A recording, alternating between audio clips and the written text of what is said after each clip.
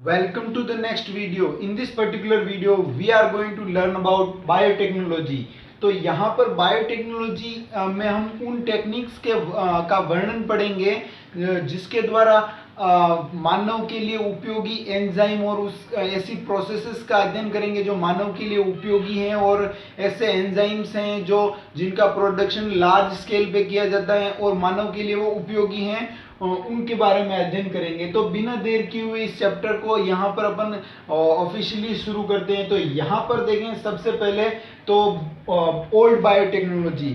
तो old biotechnology में क्या आता है? ओल्ड बायोटेक्नोलॉजी में इन विट्रो कल्चर, मतलब इन विट्रो कल्चर में यानी जो आप पढ़ते हैं कि टेस्ट ट्यूब बेबी होता है वो इन विट्रो फर्टिलाइजेशन से बनता है। तो ये सारी ओल्ड बायोटेक्नोलॉजी में आ गया। यहाँ पर जो प्लांट्स होते हैं उनको भी इन विट्रो जो कल्चर होता है उसमें ज़्यादा मात्रा में ग्रो करवाते हैं। तो ये इन विट्रो कल्चर में ओल्ड बायोटेक्नोलॉजी में आता है। अब यहाँ देखें तो यहाँ पर जो सूक्ष्म जीव होते हैं, जो छोटे छोटे माइक्रोब्स होते हैं, उनकी हेल्प से उनके यूज़ करके अपन एंटीबायोटिक फॉर्मेशन करते हैं। वो भी किस में आता है? ओल्ड बायोटेक्नोलॉजी में आता है। और जो प्रथम विश्व युद्ध हुआ था उसमें जो पेनिसिलिन थी उसका एंटीबायोटिक की खोज की थी, वो सारी ओल्ड बायोटेक्नोलॉजी में आता है। अब यहाँ देखें तो बहुत सारे सिट्रिक एसिड उनका भी फॉर्मेशन किया जाता है, वो ओल्ड बायोटेक्नोलॉजी में आता है। मॉडर्न बायोटेक्नोलॉजी को थोड़ा सा अपन यहाँ डिटेल से देखेंगे। तो मॉडर्न जो बायोटेक हैं उसकी जो सबसे पहले शुरुआत हुई थी वो 1970 में पहली बार आरडीएनए रिकॉम्बिनेंट डीएनए टेक्नोलॉजी का यूज आया था, उसका यूज हुआ था। तो ये एक्चुअल में होती क्या है इसको अपन थोड़ा पीछे जाके फिर देखेंगे।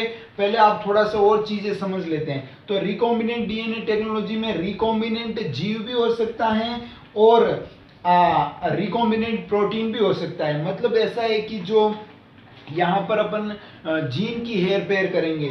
यहाँ मैं आपको बता दूं तो जो रिकॉम्बिनेंट डीएनए कैसे बनाया जाता है उसको अपन थोड़ा सा आगे समझेंगे। तो यहाँ पर एक एग्जांपल दिया हुआ है कि रिकॉम्बिनेंट जीव हैं, उसमें क्या होता है कि यहाँ पर एस्चेरिया कोलाई के एक रिकॉम्बिनेंट प्रभेद हैं, उससे इंसुलिन का प्रोडक्शन किया जाता है। तो यहाँ पर क्या होता है कि आप यहाँ क्लियरली डायग्राम में देख सकते हो कि किस तरीके से जो एक माइक्रोब्स लिया है या बैक्टीरिया लिया है उसके अंदर से आपने क्या निकाला है? प्लाज्मिड निकाला है। एक एक्स्ट्रा क्रोमोसोमल जो सेलुलर डीएनए होता है उसको प्लाज्मिड बोलते हैं।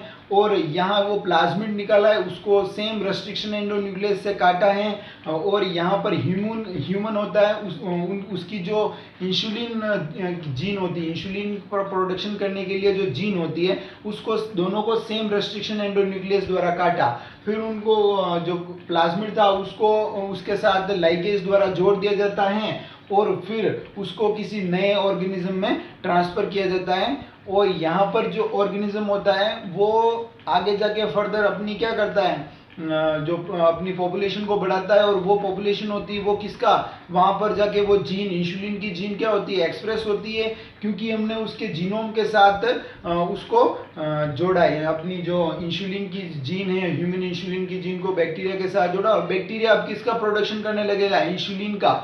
तो यहाँ पर लार्ज स्केल पर इंसुलिन का प्रोडक्शन हो जाता है। तो इस तरीके से यहाँ पर आपको क्लियरली डायग्राम में देख के समझ में आ गया होगा। अब यहाँ देखें तो रिकॉम्बिनेंट प्रोटीन भी होती है। अब अपन थोड़ा सा देखें कि बायोटेक्नोलॉजी के प्रिंसिपल्स हैं या मॉडर्न बायोटेक के विकास में दो चीजें बड़ी इंपॉर्टेंट हैं, उनको अपन थोड़ा सा डिटेल में समझते हैं। तो यहाँ पर देखें सब आनुवांशिक इंजीनियरिंग। तो यहाँ देखें तो इसमें क्या होता है कि यहाँ पर देखें तो जो यहाँ पर अपन ये डीएनए दिखाए हुए हैं या आरएनए हैं, किसी भी ऑर्गेनिज्म में हो सकते हैं, प्लांट में हो सकते हैं, बैक्टीरिया में हो सकते हैं, किसी फंगस के अंदर हो सकते हैं, किसी ह्यूमन के अंदर हो सकते हैं, जो अपने डिजायर्ड डीएनए हैं।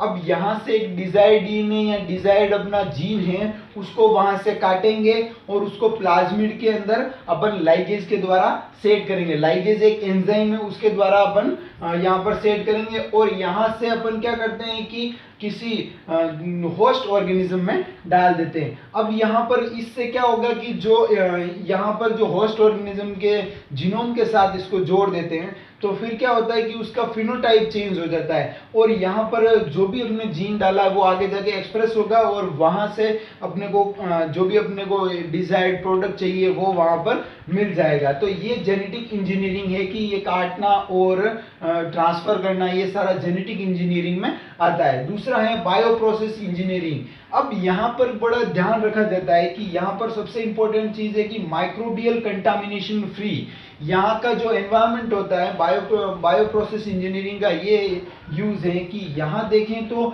जो भी अपने को डिजायर्ड प्रोडक्ट चाहिए ओनली वो ही रखा जाता है, उसके अलावा और किसी जीन को या और किसी माइक्रोब्स को उसके अंदर नहीं रखा जाता है। मतलब कंटामिनेशन फ्री रखते हैं, मतलब रोगाणु रहित उस वातावरण को पूरा रखते हैं जहां पर ये काम किया जा रहा है। Only desired microbe and eukaryotic cell होती है, उनका क्या करते हैं, लार्ज स्केल पर या लार्ज क्वांटिटी में क्या करते हैं, उनकी ग्रोथ करवाते हैं, उनका प्रोडक्शन करते हैं। तो ये बायो प्रोसेस इंजीनियरिंग में आता है। अब यहाँ थोड़ा सा अपन बायो रिकॉम्बिनेंट डीएनए टेक्नोलॉजी के बारे में पढ़ते हैं। हम थोड़ा आगे जाके हम इस चैप्टर के आगे अपन इनकी जो प्रोसेस होती है उनको भी डिटेल से पढ़ेंगे। यहाँ पर अपन रिकॉम्बिनेंट डीएनए टेक्नोलॉजी के बारे में थोड़ा सा पढ़ते हैं। अब थोड़ी सी बातें यहाँ पर जो आपकी बुक में दे रखी हैं उसको थोड़ा सा समझते हैं।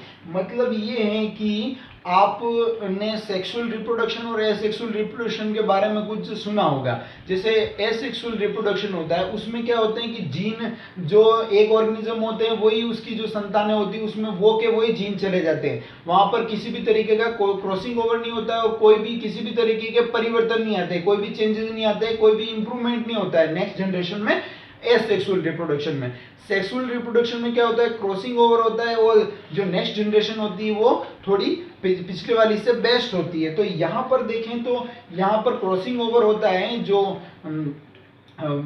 फीमेल गैमेट होते हैं और मेल गैमेट होते हैं वो मिलते हैं और वहाँ पर पूरा जो क्रॉसिंग ओवर की प्रोसेस होती है वो होने के कारण वहाँ पर चेंजेस आते हैं और नया ऑर्गेनिज्म बनता है। और यहाँ पर देखें तो उद्विकास का कारण भी कौन दिखाता है, यहाँ पर उद्विकास जो इवोल्यूशन का जो कारण दिखाता है वो भी सेक्सुअल रिप्रोडक्शन दिखाता है। अब यहाँ जो रूडिमेंट्री टेक्निक है या फिर अपन बोलते हैं जो ट्रेडिशनली जो टेक्निक यूज की जाती थी वो क्या करते थे कि भाई वहां पर प्रजनन की जो विधियां थी वहां पर इच्छित जीनों के साथ साथ अनिच्छित जो अपने की इच्छा नहीं है वो जीन भी साथ में ट्रांसफर हो जाते थे।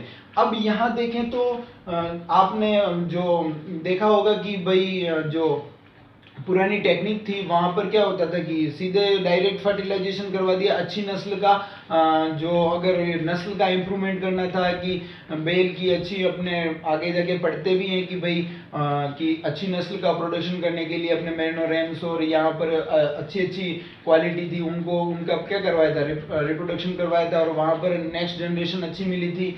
तो यहाँ पर उनके कुछ अच्छे कैरेक्टर के साथ साथ बुरे कैरेक्टर भी ट्रांसफर हो जाते हैं। परंतु जो रिकॉम्बिनेंट डीएनए टेक्नोलॉजी है उसकी अगर मैं बात करूं तो वहां पर सबसे आधुनिक ये टेक्निक है और इसमें केवल डिजायर्ड जीन ही नेक्स्ट जनरेशन में जाती है। मतलब मेरे को ये डिजायर्ड जीन चाहिए उसका टुकड़ा मैं वहां से लूंगा और उसको ही मैं नेक्स्ट जनरेशन में ट्रांसफर करूंगा। तो यहाँ पर केवल डिजायर्ड जीन ही नेक्स्ट जनरेशन में जाती हैं। अब यहाँ देखिए तो डीएनए का फ्रेगमेंट किसी दूसरे जीव में डालने पर डीएनए का रेप्लिकेशन नहीं होता है। मतलब उसको सीधा अगर आप डीएनए के टुकड़े को किसी जीव में डाल दिया तो वो रेप्लिकेशन नहीं करता है, मतलब सेल्फ रेप्लिकेशन करता ही नहीं है। तो इसके लिए उसको अपने को उसके जीनोम के साथ में जोड़ना पड़ेगा। ये बात आपको ध्यान रखनी है कि उसके जीनोम के साथ अपने को जोड़ना पड़ेगा, उसके डीएनए के साथ अपने को जोड़ना पड़ेगा, उसके जेनेटिक मटेरियल के साथ अपने को उसको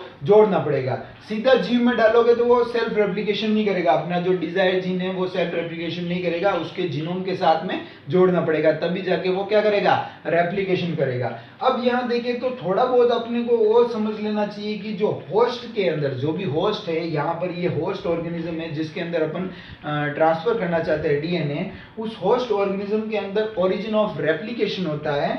ओरिजिन ऑफ रेप्लिकेशन किसके लिए यूज होता है? फॉर द रेप्लिकेशन, मतलब अगर यहाँ पर ओरिजिन ऑफ रेप्लिकेशन पे अगर हम उस जीन को जोड़ेंगे तभी जाके वो क्या होगा, रेप्लिकेट करेगा, अदरवाइज वो नहीं करेगा रेप्लिकेट। अब यहाँ देखें थोड़ा और, तो होस्ट ऑर्गेनिज्म होता है, होस्ट से अपन क्या करते हैं, एंटीबायोटिक्स बनाते हैं यहाँ रिकॉम्बिनेंट डीएनए टेक्नोलॉजी लेकर, और यहाँ पर वैक्सीन बनाते हैं, और देखें तो यहाँ पर जो बहुत सारे एंजाइम्स का उपयोग करते हैं, और क्या करते हैं, डीएनए वैक्सीन बनाते हैं। तो इतने तरीके के प्रोडक्ट बनाते हैं अपन रिकॉम्बिनेंट डीएनए टेक्नोलॉजी को यूज करके। अब अपन थोड़ा सा और समझे कि जेनेटिक मॉडिफिकेशन में कौन कौन सी स्टेप्स आती है।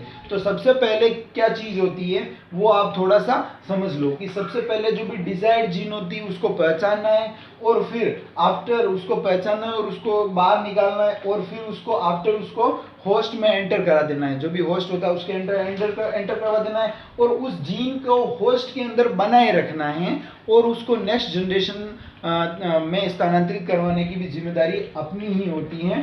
तो संततियों, उनकी जो संततियां होती है, संततियां उनमें वंशागत कराने का भी काम होता है। अब यहाँ पर अपने रिकॉम्बिनेंट डीएनए टेक्नोलॉजी है, इसमें बहुत सारे औजार होते हैं, बहुत सारे एंजाइम्स यूज आते हैं, लाइगेज, रेस्ट्रिक्शन एंडोन्यूक्लियेज, एक्सोन्यूक्लियेज, और बहुत तरीके के enzymes, synthesis, DNA polymerase, RNA polymerase, यहाँ पर बहुत सारे एंजाइम्स, तो यहाँ एल्कलाइन फॉस्फेट्स भी काम आते हैं। तो उनके बारे में हम डिटेल से नेक्स्ट क्लास में पढ़ेंगे। एलिल डीएनए या फॉरेन डीएनए के का यूज, जो भी है फॉरेन डीएनए मतलब एलिल डीएनए, वो उसके बारे में अपन ये भी जो डीएनए टेक्नोलॉजी है उसमें ये औजार है, मतलब टूल्स है, उसके बिना ये नहीं हो सकती। और कॉम्पिटेंट जो होस्ट होता है वो भी यहाँ पर बहुत बड़ा औजार होता है कि भाई अपन जिस होस्ट में ये जीन डाल रहे हैं वो उसको रेप्लिकेट कर पाएगा कि नहीं कर पाएगा, या फिर वो उसको झेलने के लिए सक्षम है या